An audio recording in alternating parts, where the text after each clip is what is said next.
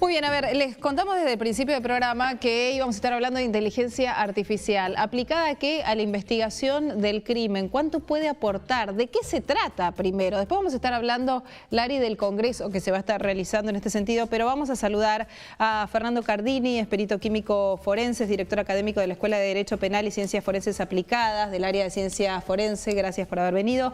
Y Hernán Alvaredo, profesor de la Escuela de Derecho Penal y Ciencias Forenses Aplicadas. Gracias por haber venido a los dos. ¿Podemos explicar de un modo que sea simple al entendimiento de todo, sencillo, qué es la inteligencia artificial, que en algún momento se hizo famoso el término por algún político que la usó de una manera que no le fue muy beneficiosa? Pero cuando hablamos de inteligencia artificial aplicada a la investigación del delito o del crimen, ¿de qué hablamos? Hablamos de las nuevas tecnologías que permiten hacer cosas que a veces el ser humano se puede equivocar. Y las máquinas hoy pueden llegar a hacer trabajos en la investigación criminal que tienen todo un proceso en el cual va desde el tema, por ejemplo, de la escena del crimen hasta, por ejemplo, la investigación y finalmente las pericias que terminan siendo pruebas para llevar a juicio un delito que se quiere investigar. Sí. Hay un hecho y una verdad que tenemos que llegar. Sí. En ese proceso siempre hay más gente que interviene, muchas personas que hacen la escena del crimen, los investigadores, los fiscales, los jueces, los mismos peritos, y en ese proceso puede cometerse errores. La intención actual es tratar de que las máquinas que deberían no tener esa posibilidad de cansancio que a veces tiene el ser humano, cometer menos errores. Por ejemplo, una escena del crimen en la cual a veces uno se olvida de perimetrar algo, se olvida de levantar algún indicio, se olvida de alguna prueba importante, el equipamiento, tal vez sofisticado, que permita manejar esos datos, por ejemplo, un análisis en un grupo de personas, un análisis de rostro, por ejemplo, o tipificar, por ejemplo, una microexpresión que me va a dar a conocer algo que va a ser una persona, por ejemplo. Una máquina puede no equivocarse, no se duerme, y lo puede hacer con mucho más detenimiento. O, por ejemplo, un escaneado de un lugar en el cual uno puede hacer un 3D perfecto a través de una máquina inteligente. Digamos, el hombre podría dejar algún lugar sin revisar y la máquina no. Y la máquina no, por ahí el aporte también es como... Dice, de una escena clásica, uno, y acá es donde aplica la tecnología, uno tiene datos. Cuando uno va a un lugar, una escena del crimen, uno tiene datos, sillones, almohadones, techo, piso.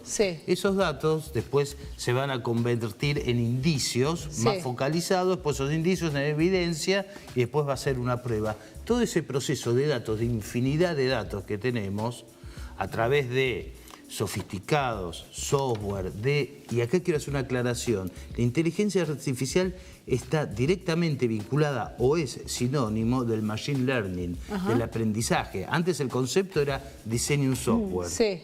Ahora diseñe un software que aprenda a aprender, valga la redundancia, ¿correcto? Entonces, que nos den modelos... ¿Cuántas veces uno oyó hablar de modelos matemáticos para el pronóstico del tiempo, para determinados tipos de situaciones?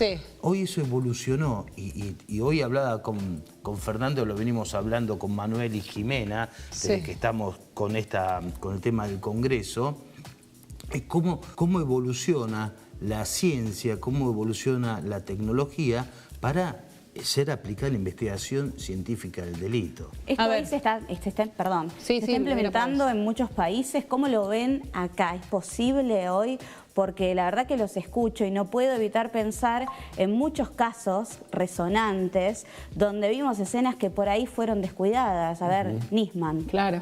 ¿No? Hubiese tenido otro final. Exacto. ¿Cómo hubiese sido esa escena si en la casa de Nisman, en el baño de Nisman precisamente, se hubiese colaborado con esta técnica? Claro. Por ejemplo, hoy se plantea, por ejemplo, llegar a una escena como la del caso de Nisman, llegar allí y el mismo interventor que llega, la persona que llega, puede estar con cámaras inteligentes que puede estar grabando lo que está viendo y eso va a la nube y el mismo fiscal que interviene en la causa en ese momento, porque está de turno, está viendo la escena del momento y puede dar inclusive directivas de cómo manejar la escena, qué cosas están haciendo bien, qué se está haciendo mal, desalojar bien a los curiosos, o sea, hacer una escena mucho más prolija, que hoy a veces no se hace. A veces puede pasar en un siniestro vial, en medio de autopista, pasa algo, llega el interventor, llegan bomberos, puede llegar, por ejemplo, la policía, o llega una fuerza de seguridad, y en ese momento interviene, por ejemplo, alguna fiscalía de turno, y entonces también en ese momento uno puede estar recibiendo la información, y esto hoy la nube lo puede hacer. Antes no teníamos esa capacidad. Entonces, con un teléfono inteligente,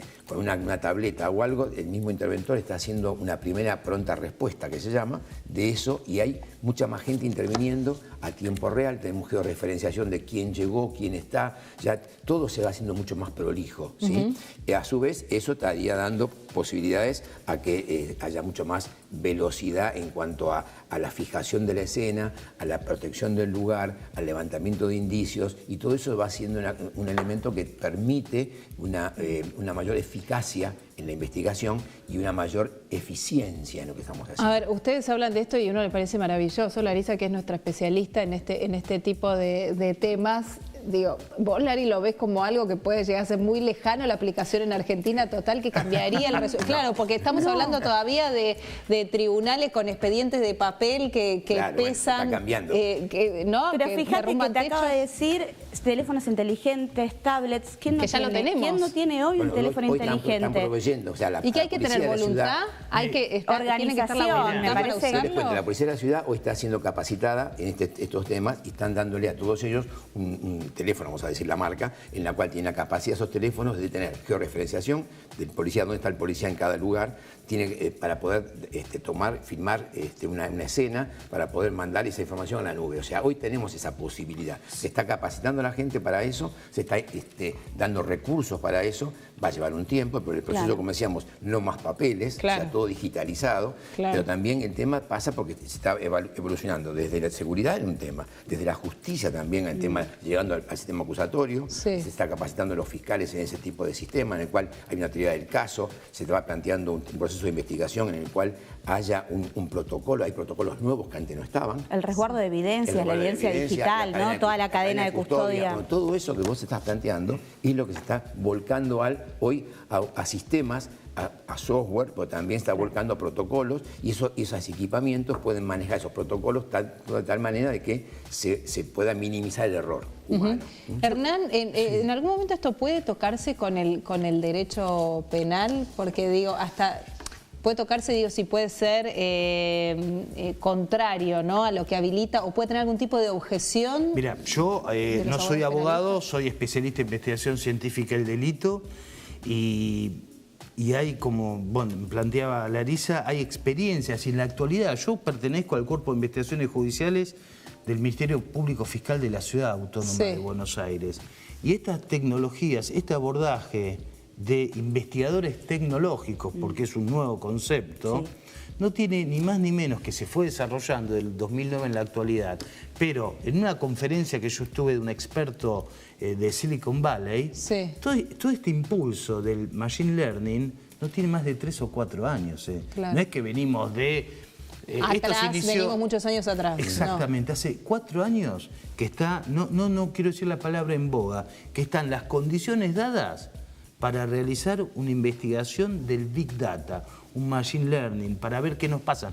Yo quiero hacer, mientras que hablaba Fernando, es algo complejo, porque las fuentes no son abiertas. Nosotros tenemos, ¿quiénes son los que mayor información guardan en el mundo? Es Facebook, Netflix, es Amazon, es Google.